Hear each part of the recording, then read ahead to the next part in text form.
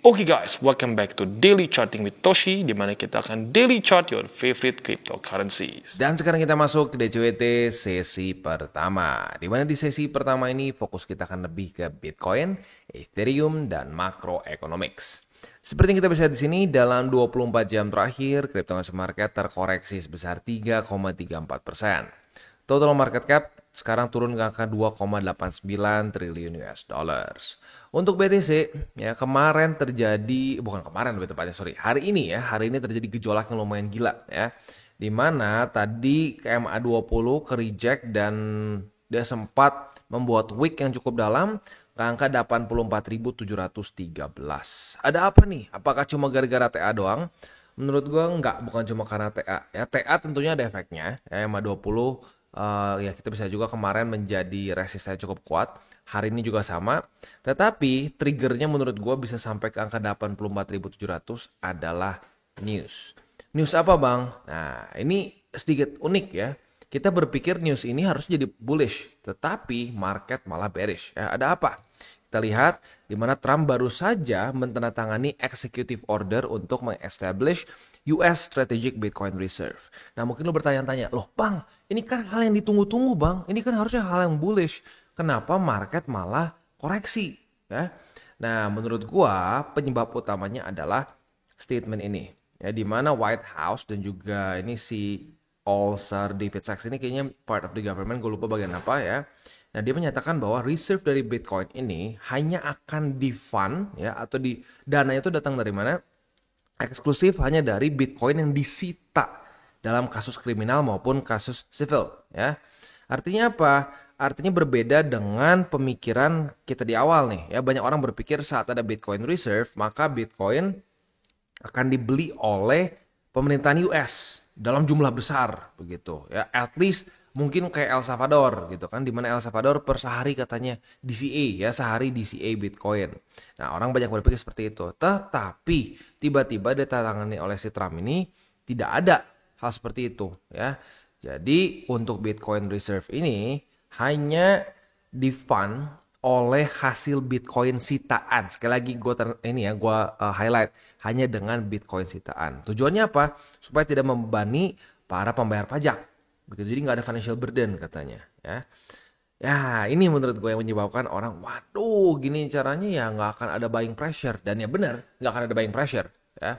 Walaupun kalau kita objektif ya ini in the longer term ya bagus. Artinya apa? Ya artinya semua hasil Bitcoin sitaan oleh oleh US itu tidak akan dijual. Begitu seperti yang kita bisa di sini ya. Jadi mandatnya ini bukan cuma sekedar bisa menyita ya, tetapi tidak boleh ada penjualan ya. Penjualan Bitcoin dari reserve sama sekali ya. Nah, ini membuat Bitcoin ini menjadi permanent store of value. Begitu ya. Nah, ini mungkin yang sebenarnya menarik. Ya, ini menarik. Tetapi ya tidak sesuai dengan harapan banyak orang. Banyak orang berpikir bahwa nanti akan ada berita US beli berapa Bitcoin begitu kan. Nah, ternyata tidak seperti itu ya. Dan selain itu juga kan seperti yang kita tahu ya, dia ada rencana untuk membuat crypto reserve juga di luar dari Bitcoin ya, seperti yang isinya Ether, XRP, Sol, dan Cardano. Nah itu nanti akan ada juga dibuat oleh mereka ya, dan ini akan di manage oleh Treasury Department ya. Udah sih, gitu aja sebenarnya ya. Jadi sekali lagi penyebab utamanya adalah market ngedrop karena berita bahwa ya ternyata US tidak akan beli lagi Bitcoin. Mereka hanya akan menambahkan reserve mereka dari hasil sitaan kasus kriminal maupun kasus sivil.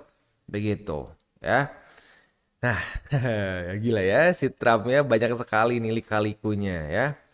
Ya, tapi apapun itu ini jadi buat gue sedikit bingung karena nanti subuh ya, tanggal 8 Maret subuh kita tahu bahwa akan ada Crypto Summit ya kan. Nah Crypto Summit ini apakah akan masih berlaku nggak buying the rumor and selling the newsnya? Karena kalau kita lihat ke belakang ya, setiap kali terjadi buying the rumor and selling the news itu pasti ada momentum bullish dulu ya. Waktu April di mana BTC itu halving ya. Banyak sekali orang yang teriak-teriak di sini ya, udah nih halving ya, udah halving kita bakalan lanjut. Dan ya benar nih, waktu halving dia lumayan bullish momentumnya. Tetapi waktu udah hari hanya orang mulai bingung loh kok nggak ngepam. Nah baru turun. Itu psikologi yang harus kita ngerti ya, psikologis dari market yang membuat kenapa bisa terjadi buying the rumor and selling the news. Jadi banyak orang yang berharap ini akan ngepam, banyak orang yang berharap akan kaya dalam sehari. Taunya market nggak kemana-mana. Nah mereka bingung, panik, tutup posisi dan drop. Begitu. Itu adalah psikologi dari ya event buying the rumor and selling the news. Begitu, dan itu terjadi berkali-kali. Kayak contohnya di sini juga sama nih ya. Waktu dia listing ya ETF spot. Wah, hype udah nih BTC bakal ngepam ya. Waktu dia listingnya bullish momentumnya. Nah, setelah listing bingung. Loh, kok tidak terjadi apa-apa? Gak ngepam. Nah, itu malah jadi ngedam karena orang panik. Itu panik dengan hasil yang tidak sesuai harapan. Nah, untuk yang Crypto Summit ini kemarin kan udah mulai rally nih, rally ya. Nah, tetapi hari ini udah gembos dulu sama Trump. Apakah ini akan tetap ngefek tambah dam lagi atau enggak? Nah, datanya tidak terlalu banyak menunjukkan yang seperti itu. Jadi ya intinya apa? Kalau gua menyarankan ya, lu nanti tunggu subuh jam 1:30 itu datang dengan netral aja. Ya, jangan berharap ngepump, jangan mengharap ngedump. DCA, at the end of the day DCA is the key. Dan lu jangan sampai berharap bahwa ya nanti nih kan subuh nih bakal ada Crypto Summit. Menurut gua ini bakal ngepam karena kan tadi Bang Toshi bilang nih ya, oh apa psikologis buying the rumor and selling the newsnya nggak kena. Ya, tapi juga di waktu bersamaan ada orang bilang enggak. Ini bakal tetap ngedam nih. Tetap akan ngefek buying the rumor and selling the news. Maka gua akan nge-short ya. Yaitu janganlah, jangan seperti itu ya. Jangan kita buka posisi futures dengan leverage yang besar karena hanya news saja. Karena statistically speaking itu banyak sekali orang yang ke burn dan rugi di situ. Ya, so sekali lagi gue sangat tidak menyarankan bagi elu yang tertarik untuk jaga lilin lah gue sebutnya ya. Dimana elu buka posisi futures dengan leverage cukup besar, mau ngelong maupun short ya. Berharap akan cepat profit dalam sehari karena ada news tertentu. Itu udah dari zaman gua trading forex, semua teman-teman gua mikirnya begitu ya. Kita tunggu NFB, lihat nih market bakal ngepam, enggak bakal ngedam, selalu akan ada dua kubu. Dan ujung-ujungnya apa bedanya sama lu judi bola kalau kayak gitu. Ya. Ya jadi sekali lagi ya, jangan buka posisi, apalagi posisi yang besar over leverage, berharap hanya dengan satu event kita akan profit besar. Itu sudah dari masa ke masa, bahkan dari sebelum gua trading kripto pun udah gue lihat berkali-kali cara seperti itu gagal lagi begitu, karena pasti akan ada dua kubu dan ujung-ujungnya at the end of the day begitu ya, saat itu udah keluar kita nggak ada yang pernah bisa tahu gitu. Tuh udah kayak Schrodinger's ini, udah kayak Schrodinger's news begitu. Jadi ya kalau gue pribadi begitu, tapi buat lo yang tetap masih mau wah nggak apa bang, gue mau hajar bang ya, lo harus sadar bahwa itu bukan investasi, itu lu hanya berspekulasi murni atau kasarnya kayak berjudi begitu. Tapi selama lu nggak masalah dengan itu ya terserah. Lagi-lagi hidup itu setiap orang bisa berbeda-beda cara menjalankannya ya. Ada orang yang menganggap judi itu sangat tidak boleh, ada orang yang menganggap judi boleh-boleh saja begitu. So ya gue balikin lagi ke lu, tapi kalau gue pribadi sih gue tidak suka berjudi di market begitu ya. Oke. Next kita geser untuk Ethereum ya, posisinya ya begitulah, mirip-mirip lah ya. Minimal dua-duanya nggak terjadi lower low lah ya. Lalu kita lihat dulu ke DXY. Untuk DXY kondisinya itu lanjut lagi melemah dan melemah lagi ya. Tapi ya lagi-lagi lagi cukup aneh ya, karena harusnya kan biasanya korelasinya DXY melemah, Bitcoin menguatkan. Nah, kalau sampai di XY melemah tapi BTC ikutan drop, artinya demand dari Bitcoinnya yang berantakan. Begitu. Karena kalau demand dari Bitcoinnya statis aja, ya, DXY-nya turun, harusnya naik. Begitu. Ya, jadi mungkin ini balik lagi ngaruh ke sini ya. Banyak orang yang melihat ini menjadi hal yang cukup mengecewakan sehingga mungkin tutup posisi. Begitu, ya. Dan ini juga aneh lagi ya. Kemarin kan diberitakan akan diumumkan waktu lagi Crypto Summit. Tiba-tiba sekarang belum Crypto Summit ya. Kalau di US-nya berarti masih tanggal 6. Udah diumumin duluan. Memang nggak ngerti deh, Trump ini kayaknya suka buat surprise terus ya. Surprise yang kadang-kadang menyebalkan juga belakangan ini ya. Next, Bitcoin Dominance. Untuk Bitcoin Dominance hari ini mulai retest ke 61,19 ya.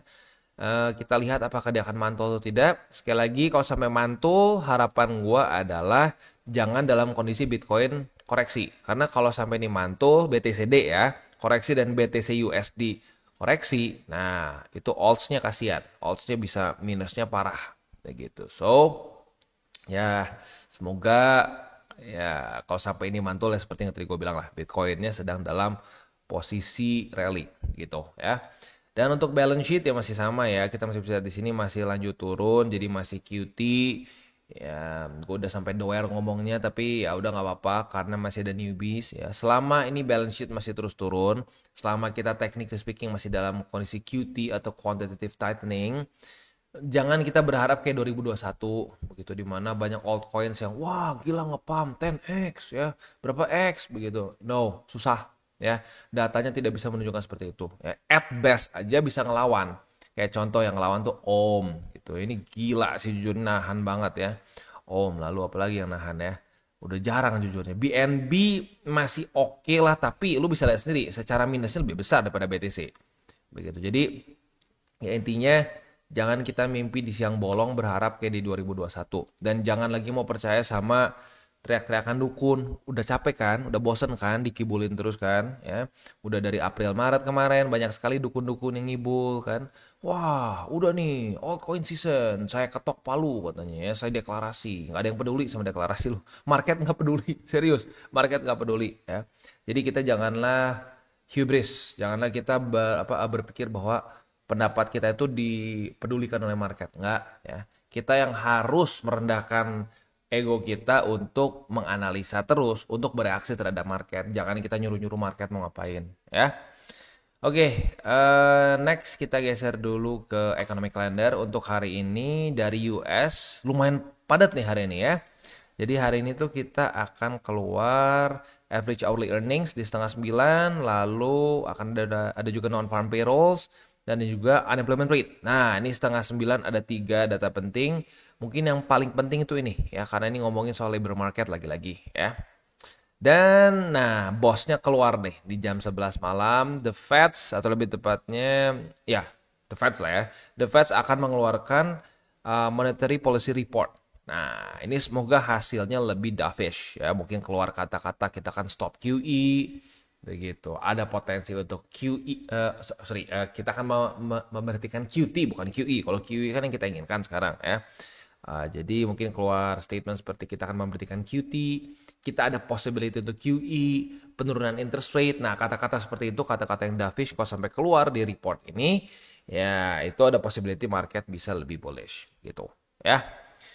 Oke, itu kurang lebih ya untuk besok sih ya, hari Sabtu. Hari Sabtu, nyaris lupa gue lagi nih, hari Sabtu ada apa ya? Kayak minggu ini kayak ada yang penting. Ternyata bosnya keluar nih ya. Jadi jam 11 malam hari ini akan ada Fed Monetary Policy Report. Nah, subuhnya di jam 12:30 malam, Jerome Powell akan ada speech ya, akan ada pidato nih. Nah, semoga pidatonya juga senada sama yang kita harapkan kayak tadi ya. Lebih dovish, lebih cenderung lebih cenderung jangan ngomongin terus inflasi gitu ya. Nah, itu untuk si Powell. Nah, selanjutnya di 1:30 ya yang tadi kita sudah bahas ya, akan ada Crypto Summit gitu. Nah, Summit ini ya akan ada juga bersama dengan si speech dari Trump. Nah, semoga juga cenderung bisa bagus untuk kripto lah gitu ya. Tapi intinya apa? Hari ini sampai subuh padat, banyak sekali data-data penting. Jadi ya siap-siap kita akan ada gejolak ekstra lah kemungkinan besar untuk hari ini ya. Oke, ya mungkin remindernya lebih ke untuk para trader futures ya, buat yang konservatif terutama dekat-dekat ke data-data rawan ini, ke jam-jam rawan ini, pertimbangkan untuk tutup posisi ya buat yang konservatif. Buat yang agresif minimal pasang SL deh ya. Oke, itu kurang lebih untuk makro kita pada hari ini. Selanjutnya kita masuk ke buy limit. Tetapi sebelum kita masuk ke buy limit, seperti biasa gue akan disclaimer dulu bahwa semua konten dari TCI bukan financial advice. Ini semua bentuknya adalah edukasi. Lalu bagaimana cara mendukung TCI? Ada banyak caranya. Lu bisa like our video, bisa share our video, atau juga bisa menggunakan link referral kita di bawah. Nah, sekarang kita akan dengar lu pesan-pesan dari sponsor kita pada hari ini. Oke, today's video is brought to you by Bybit. Di mana di Bybit ini kita bisa melakukan berbagai macam hal, ya, mulai dari yang newbie sampai yang sudah advance. Buat mungkin lo merasa bahwa, aduh bang, gue masih nggak ngerti nih TA, gue masih nggak ngerti charting dan seterusnya, tapi pengen akumulasi, pengen DCA murni. Bisa, lo tinggal masuk ke sini one click buy, di mana lo bisa pilih lo mau pakai apa ya fiatnya, lo tinggal pilih juga asetnya apa. Ya misalkan lo pengen akumulasi BTC. Misalkan setiap hari Senin jam 7 pagi, misalkan gue pengen akumulasi BTC sebesar 100 ribu rupiah misalkan ya, lu bisa langsung lakukan di sini. Bisa peer to peer, bisa Dana, Bank BRI dan lain-lain. Ini gila ya, bisa pakai BCA Mobile dan seterusnya. Jadi Bybit ini memang cocok banget buat orang-orang yang tinggal di Indo ya, bisa langsung pakai bank-bank yang memang sudah biasa kita pakai di Indo ya. Nah, buat yang intermediate sampai advance juga di sini ada spot, nah, dan juga ada leverage tokens, dan tentu juga ada derivatives trading, di mana kita bisa menggunakan kontrak yang USDT maupun USDC. Jadi di sini lo bisa pakai USDC ya, karena nggak semua exchanger bisa menerima untuk futuresnya pakai USDC ya. Dan tentu juga lo bisa earning bunga juga dari kripto lo dan lain-lain. Dan tentu juga di sini kita bisa melakukan copy trade ya, di mana copy trade dari Bybit ini sudah cukup terkenal ya, dan kita bisa mendapatkan keuntungan juga. First copy trade kita bisa ada protection 100 USDT loss coverage ya, dan seterusnya ya. Jadi buat lo yang tertarik bisa silakan pakai, klik di link referral kita di bawah. Dan sekarang kita masuk ke Bitcoin. Untuk Bitcoin posisi long kita kalau lu bangun jam 7 kena target TP karena harusnya digeser ya. Kita bisa di sini jam 7 pagi tadi itu kan daily candle yang baru kan. Nah, saat kalau lu bangun di jam 7 dan lu geser target TP lu ke EMA 20 ya. Ya bukan geser ke EMA 20, tapi dari EMA 20-nya kan ada pergeseran ya. Dari 91.800 geser ke 91.300. Nah, buat lu yang menggeser si target TP-nya ya profit ya. Profit berapa persen? Ini profitnya sebesar 1,5%-an lah. Not bad ya. Nah, selain dari itu kita juga kebuka posisi short karena sudah terjadi retest 1, retest 2. Jadi asik nih ya. Buat lu yang tukang bangun pagi dan yang konsisten ya, nunggu sampai candle daily opennya ya. Nah, berarti lu dapat posisi long ya. Profit, dapat posisi short juga di sini ya. Ya kurang lebih sama, berarti 1,5%-an lah ya. Not bad ya. Nah, selanjutnya ya setupnya kita lihat apakah Bitcoin bisa daily close di atas dari 87.216 atau enggak. Kalau bisa ya ada setup lagi begitu ya. Oke. Next kita masuk dulu ke posisi spot. Untuk posisi spot udah kena 89.800, 87.200 juga udah kena harusnya. Yang terakhir mungkin di 84.000 lebih 89 USD atau mau dibulatkan ke 84.100 juga boleh. Ya, gue ingatkan sekali lagi buat lo yang sudah akumulasi di tempat ini, jangan diulang-ulang ya.